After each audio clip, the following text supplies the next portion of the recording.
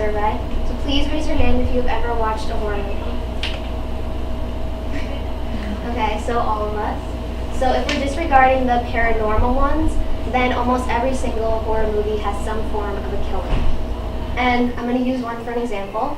If you've ever seen the movie Scream, which some of you probably haven't, and it's one of the only horror movies I've ever seen because I hate horror movies, the killer in that, the writers and directors made this character have a bad childhood to kind of make it seem like that's why he did these killings. So they did this because there is research that shows that these killers do this because of a trauma, like abuse or abandonment. And actually around 70% have some form of trauma. However, I'm also going to be talking about the scientific point of it, and that these people actually have a chromosome abnormality in their brain that can pop up around puberty, and that these people are actually just unlucky enough to be stuck with this DNA.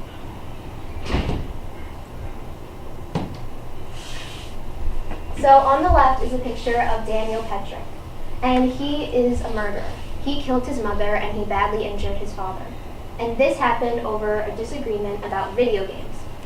And some may think this is stupid, but he did have a form of a personal vendetta against these people. So on the right is a picture of John Wayne Gacy, who is a very famous serial killer and is also known as the Killer Clown. He killed at least 33 young boys, and he hid these victims under his house. So we can already see the differences between these two people.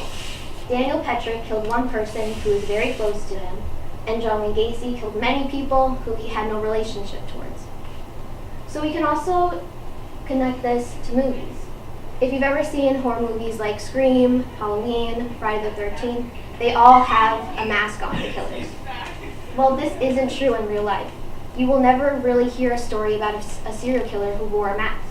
And there are also in horror movies where these people always use one form of killing.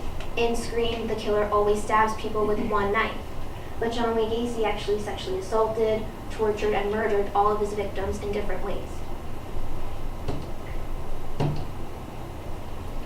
So, going back on a scientific point of view, like I said I would, are these people born to kill?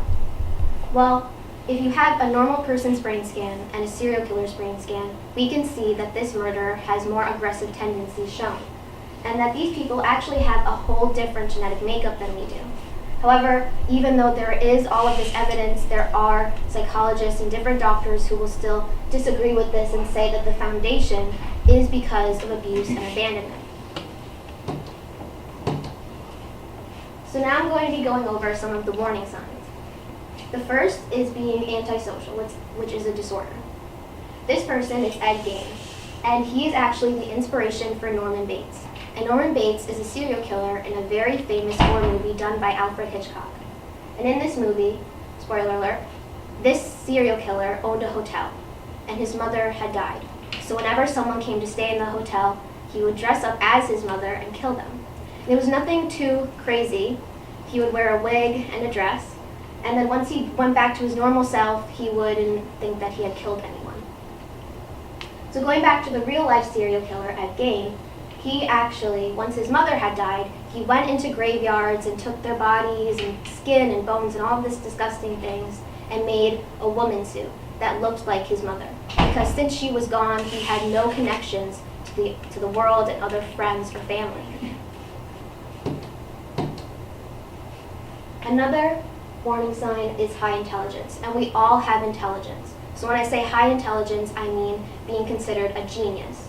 And for this, you have to have an IQ of around 140 to 145. Ed Kemper, in this picture, had an IQ of around 136, so he was pretty close. Ed Kemper actually killed his grandparents at a younger age, and he did go to jail for this, and he was sentenced and spent time. However, while he was there, he talked to doctors and psychologists, and they actually let him go early because they said, there are actually quotes from them saying, "Oh, he's doing so much better, we're proud of him, he's so smart." And once he was let go, after a couple of years of going back to normal, he killed another 6 women, including his own mother. So this shows us that having high intelligence like this can be considered a bad thing, because he took this intelligence and tricked these very smart people. The last warning sign that I'm going to be talking about is substance abuse. And even though there are many other warning signs, this is probably the most popular one. And the serial killer that I'm going to be talking about that had this is Jeffrey Dahmer. He's also known as the Milwaukee Cannibal.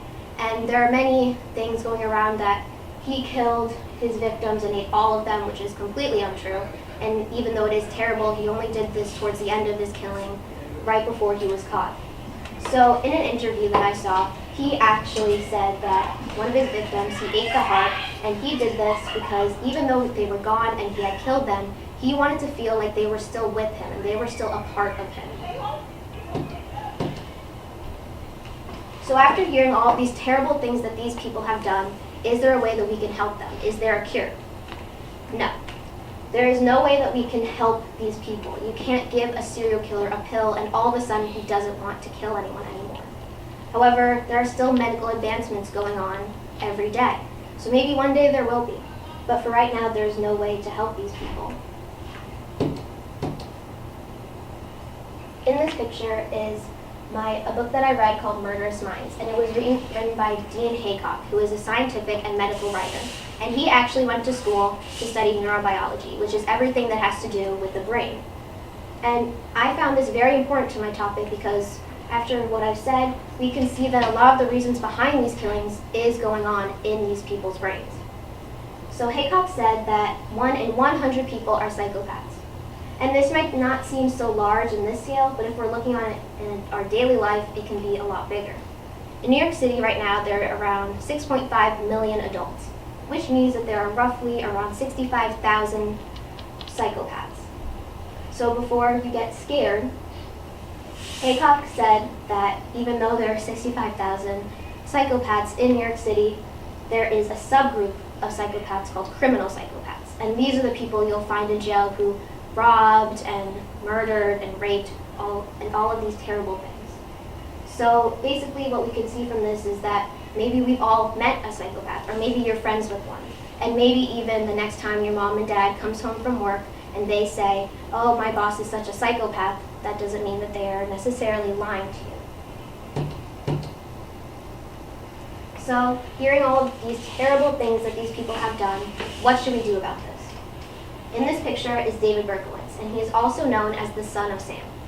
And he was very popular and is well known because once he was caught by the police, he told them that the reason behind his killings was because his neighbor's dog was possessed by a demon and told him he had to do this, which is pretty crazy. And we can obviously see that he has some form of a disability. So knowing this, people will have debated and are still debating whether or not we should put these people in jail or we should be giving them medical help. In my own personal opinion, I believe that even though they do have something going on in the brain, they should be put in jail. But there are doctors who will disagree. So going back to my topic, are serial killers evil or are they ill? Well, looking back at a scientific point of view, we've seen they do have a chromosome abnormality, they do have a whole different genetic makeup than we do, and all of these different things.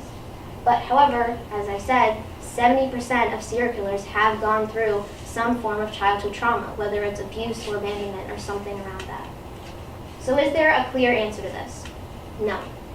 Just because someone deals with substance abuse or has an antisocial disorder or is highly intelligent doesn't mean that they're a serial killer. Or even among serial killers, it's very popular to have schizophrenia. Not all people who have schizophrenia are serial killers. So the only thing that we can see among all serial killers is their lack of empathy and how these people do not know the difference between right and wrong. So why is it important to know this and know all about them? Well, I think that it's important to hear all these stories in great detail so we can understand these people and see if there is a way to help them and not just read a news article title. So learning from this, we can see how important it is that we are able to put ourselves in another person's shoes. And that is what makes us different from these people. Thank you.